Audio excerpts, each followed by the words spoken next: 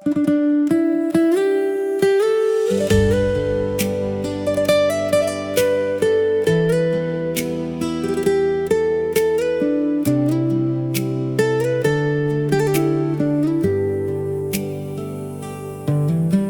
ល្អតែងតែមានមេត្តាជួយដល់សិស្សា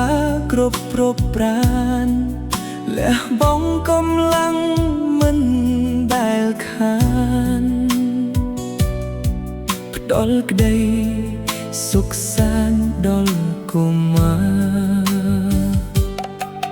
ចំណេះវិជ្ជាគ្រូចែកជួនព្រានប្រដៅកូនដោយគ្រួសារទោះបីនឿយហត់ក្តៅយ៉ាងណាពន្យល់ភាសាយ៉ាងក្បោះក្បាយគុណគ្រូធំធេង